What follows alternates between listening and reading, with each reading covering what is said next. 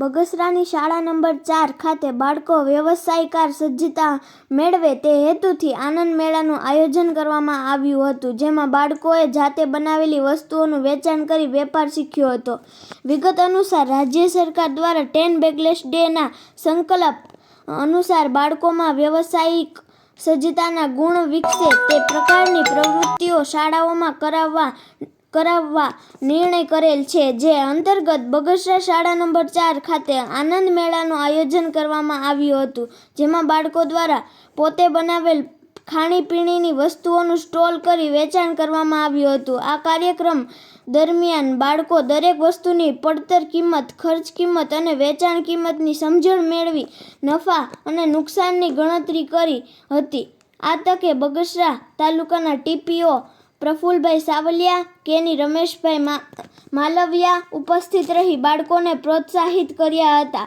આ કાર્યક્રમને સફળ બનાવવા શાળા પરિવાર દ્વારા ભારે જહેમત ઉઠાવવામાં આવી હતી. રિપોર્ટર સમીર વિરાણી, બગસરા.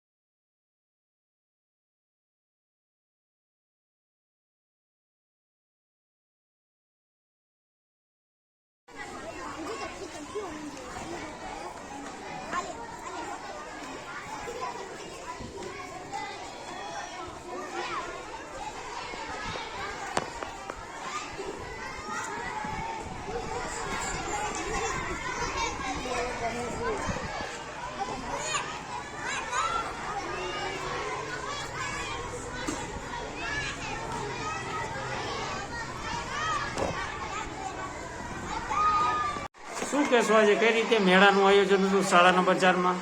શું કાર્યક્રમ હતો? રાજ્ય સરકાર દ્વારા બાળકોમાં કૌશલ્યનો વિકાસ થાય તે હેતુથી 10 બેગલેસ ડે નો કાર્યક્રમ આપવામાં આવેલ છે, જે અંતર્ગત બાળકોમાં વ્યવસાયિક તાલીમ મેળવે તેવો રાજ્ય સરકારનો હેતુ રહેલો છે.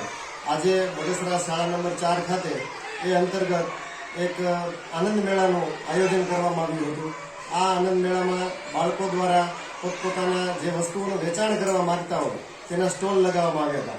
આ આનંદ મેળાનું ઉદ્ઘાટન તાલુકા પ્રાથમિક શિક્ષણ અધિકારી શ્રી, કેળવણી નિરીક્ષક શિક્ષણ શ્રી, બીઆર શ્રી, કોર્ડિનેટર શ્રી અને સીઆરસી કોર્ડિનેટર આ બધા ઉપસ્થિત રહી અને શાળાના ઉદ્ઘાટન કરી અને બાળકોને પ્રોત્સાહિત કર્યા હતા. બાળકો દ્વારા પોતપોતાની વસ્તુઓના વેચાણના સ્ટોલ ઊભા કરવામાં આવ્યા હતા. પોતપોતાની વસ્તુઓના વેચાણ માટે જાહેરાત કરવામાં આવેલી હતી, તેમજ પોતે બનાવેલી વસ્તુઓનો ખર્ચ અને કરેલા ખર્ચની સામે તેને કેટલો નફો થયો તે તમામ વિગતો આજ બાળકોએ મેળવી હતી.